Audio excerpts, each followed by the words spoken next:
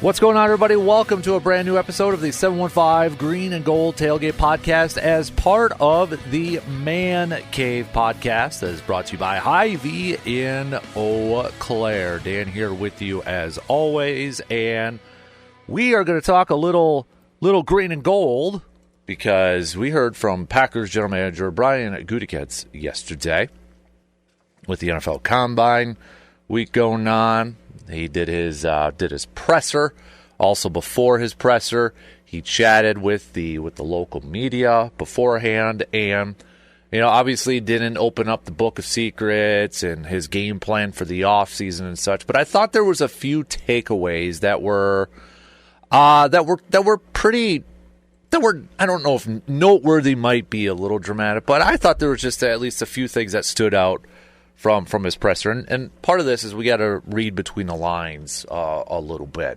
What do you actually say? What do you actually mean with what you're saying with the typical general manager speak and such? So I've got my few. Let's see if any of ours match up here. But I think what the first thing that's on my list, is been talked about for Packers fans during the season, in the offseason. Gutey's talked about it, LaFleur's talked about it, such, but he kind of reiterated the need for this Packers defense to get after the quarterback with 4, saying, quote, "We need to affect the quarterback with 4. How we do that remains to be seen. Excited about the guys in the room. We'll see if we add to it." Yeah, he's adding to it. If I'm going to read between the lines with that, and he talked a little bit more about the consistency, that the lack of consistency that they had with their pass rush last year. He's going to add to it. I would be shocked, and I would be very disappointed if he didn't add to it this offseason. Now, I don't know if it's going to be early on in a draft or free agency, which I think a lot of Packers fans are kind of hoping for, but there's no question in my mind that if I'm reading between the lines and just kind of adding everything, Gutey's going to add to that defensive front, whether it's going to be from a defensive end standpoint or another defensive tackle, but he's going to add. And I'm at the point in this where if he doesn't, I'd be shocked and I'd be pretty disappointed. Because that's multiple times now that Gutey has gone out and said, we need to get after the quarterback with 4. And right now, when you look at your guys, do you feel like you could do that on a consistent basis? No, you can't. You've proven that last year, and your general manager's already displayed that. And I'm sure he's still excited about, he talked a little bit about Lucas Van Ness yesterday, and I'm sure, he's still bullish on some of the guys that he has brought in and not ready to give up on some of those guys after a year one of a new defense. But I think at this point, there's no excuses for the upcoming year for guys like Kenny Clark, Rashawn Gary, Lucas Van Ness, and such. It's like, okay, you have a year now in this new system. Or Jeff Hafley didn't move on and get a head coaching job elsewhere. There's got to be more consistency with this group. They had good moments last year, but to be a dynamic group, you have to be consistent up front. So, the fact that, he's out there, again, saying we need to affect the quarterback with 4. We saw Philly do that in the big game, in the Super Bowl. I would be shocked if they don't look to upgrade that position, whether it's an edge rusher, defensive end, or defensive tackle. If you're still hoping for a Max Crosby, their new general manager yesterday said they're working on an extension with Max Crosby. And I know the Browns general manager, Andrew Berry, said yesterday their stance hasn't changed. They're not trading him. But, again, how many times have we heard general managers say they're going to do something or not going to do something, and then, later on it's the opposite. Heck, Gutey did that last year with Aaron Jones, right? The other thing, Jair's all but gone. Now, I know Gutey didn't shut the door on, officially shut the door on Jair Alexander's future, but just kind of his response and how he answered the question, Jair done. I don't think that's a big surprise to anybody, But if there was anybody maybe holding out some hope that he'd be back, I think he's done. Gutey said he has talked with Jair's agents a few times, and will do so again at the Combine. But when Gutey was asked if Jair will be on the team next season, he said, "We'll see." So that, it's like, okay. I mean, even last year with the whole Aaron Jones thing, he's like, yeah, Aaron Jones will be here, and then boom. So you get a "we'll see." We'll see. What do the kids say when your parents say "we'll see"? That means no. So this is a no. He went on to say, we're working through that. He certainly could be, but I think we'll work through that as we go. We've got to get him out there now. I think obviously we've talked about how there's been a lot of frustration on his part. He wants to be out there badly, and not being able to be out there at his best has frustrated him, and that has frustrated our football team too, because we're better with him. But we'll see. He also said too that they won't grant, and it's something that Green Bay's never done, but the thought out there was, or one idea out there was, could it be, we see certain players get permission, or an agent gets permission to seek a trade with other teams. Gutey said they would not do that. They would not do that, and they have historically not done that. So that's not an option on the table, where potentially Alexander's agent could be going out there and trying to find a trade partner. So, but yeah, when you throw out the "we'll see," yeah, you're gone. I mean, the kids have it figured out. Oh, that means a no. Yeah, that's a no. So, on one hand, I'd be shocked if Gutey doesn't get some edge rushing help or some defensive front help. I'd be shocked if Jair's back next year or this upcoming season. I'd be shocked. That is not. I mean, that's as close as you can get to saying no without actually saying the word no. He's gone.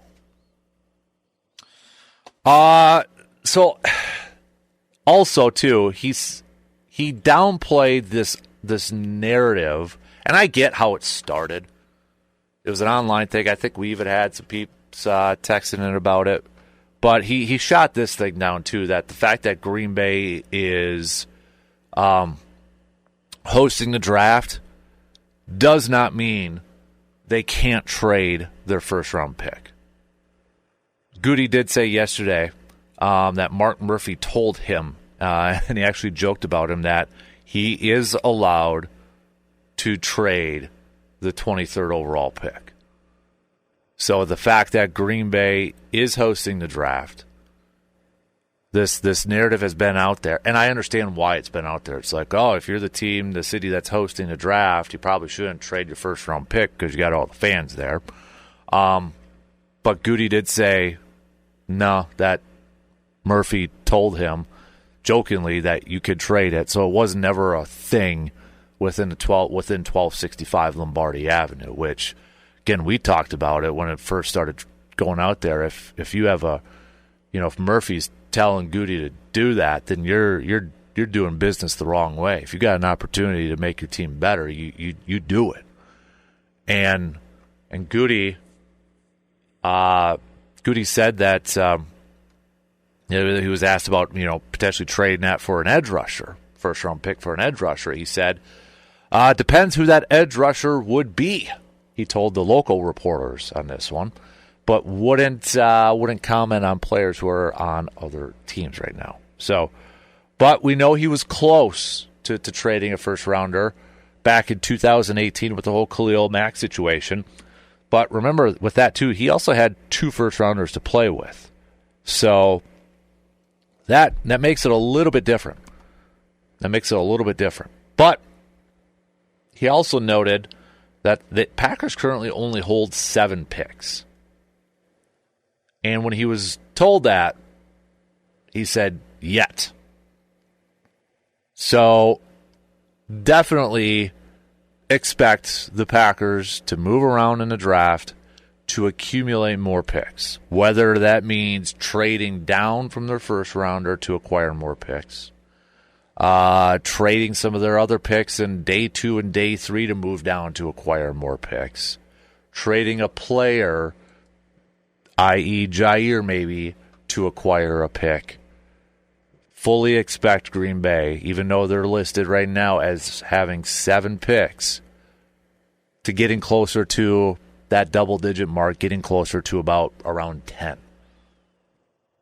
The other thing that I think kind of jumped out to me, much to the angst of many Packers fans out there, Packers are really high on Quay Walker. I know Xavier McKinney has been incredibly high on Quay Walker. Was it Super Bowl week or during the postseason after the Packers were out? And he even said this during the season, some quotes surrounding Quay Walker. But Xavier McKinney, high praise with Quay Walker after the season, saying this kid could be the best linebacker in football. And we've heard about some, positive stuff about Quay Walker, but when it translates to actually on the field and on, during the games, it's that C word again. It's the consistency from Quay Walker. It's just been a head scratcher. Like, I think if you were to ask fans and people, I think a lot of us would agree, yeah, the guy's got a lot of athletic talent and a lot of traits there, but it's just, it hasn't been all together. It hasn't been put together. And it just hasn't consistently been there. We had a stretch of a couple games last year where it's like, okay, there we go. And I still feel like, if he's, quote unquote, thinking too much, get him out of that middle linebacker role. Get him out of the, get the green dot away. Less thinking. Let him just go out there and ball. But Gutey yesterday, kind of doubling down on this, the Packers' love for Quay Walker. They or more appreciation for Quay Walker than what the fans have. And because Quay Walker's 5th-year option is going to be coming up. But Gutey's saying they'd like to figure out an extension and keep him around long term. And I know that's the headline that a lot of fans are kind of like, oh my God, you're going to give him an extension for how long, and a big extension. But I think Gutey's reasons for an extension are legit. Because, as he said, that 5th-year option for his position, for a linebacker, it's pretty darn high because it factors in the 3-4 outside linebacker edge rushers. So that number is pretty dang high. I mean, you're talking about, I think it's between $16-17 million that it would be a guaranteed salary for that 5th-year option for Quay Walker. That's a big chunk of change. And Gutey said yesterday, there's so many edge guys that are a part of that, which drives up that number, which probably isn't great. But yeah, we'd like to find a way to keep Quay around here long term, whether that be an extension or something. Yeah, so if they picked up the 5th-year option, it would be a guaranteed salary of $16.4 million for Quay Walker's 5th-year option. Gutey is throwing out the extension possibility instead of a 5th-year option because he's looking for a cheaper route, which I totally get, and I understand that, and I agree with it. Like, I'm not ready to fully give up on Quay Walker yet. I still feel like there's something there. And I want to see him with another year under Hafley's defense. The thing is, they got to decide to pick up that 5th-year option this year. So an extension might be more cost saving for Green Bay than picking up that 5th-year option and then being on the hook for $16.4 million guaranteed for one season. That's a decent chunk of change, if for a guy that maybe you still have some questions about. So I want to see Quay Walker again under this style of defense, and the extension might be the best way to go upon it. Whereas, okay, you give him a new deal. The cap hit's going to be lower, but it might be easier to get out of, too. So I don't have a problem with it. I know the headline is extension for Quay Walker. Gutey wants an extension for Quay Walker, and fans are kind of like, why give an extension pay raise? It actually might be cheaper than a 5th-year option. And it might be easier to get out of, too. I think they're going to try to be a little creative with this contract. But it's no question. I think the thought here is, or just reading between the lines, is the Packers are definitely higher on Quay Walker than I think a lot of fans are. His teammates are. I mean, I trust what Xavier McKinney says about a guy. Gutey's high on him. Coaching staff's high on him. They see something. But I think it's clearly evident when we watch these games. It just hasn't fully translated to the field yet. And it hasn't been consistently, or it hasn't been consistent on the field yet. And I know, it's like, okay, how many more opportunities does a guy get? And you're right. How many more opportunities does he get? But I would like to see him in this defense for another season to see if there is that growth. And paired up with Edgerrin Cooper more to see those two. Because if you get those two together, you've got some insane athleticism and some talent at that spot. And maybe they bring in another guy. But if it were me and my non-expert opinion, I'd like to see Quay Walker not play the middle linebacker role. If he is one of those guys that just maybe thinks too much instead of just goes out there and plays, take away the green dot. And let him go out there and ball. So those were some of my takeaways from Gutey's presser yesterday. Or his talk with the local media that was reported out there. D-line is definitely something that I think he's going to address. Jair's all but gone. He'll trade the first round pick if he feels like it's good value there. And he mentioned that there's a couple times they almost did. He didn't specifically reference certain ones, but you could chalk the Raiders one up there with Khalil Mack. But he said other teams, when asked why they didn't go through, he said other teams gave better deals. And then the other thing that stood out to me was, they're definitely higher on Quay Walker than I think a lot of Packers fans may be at this point. What stood out to you? Anything? Your thoughts? Hit me up.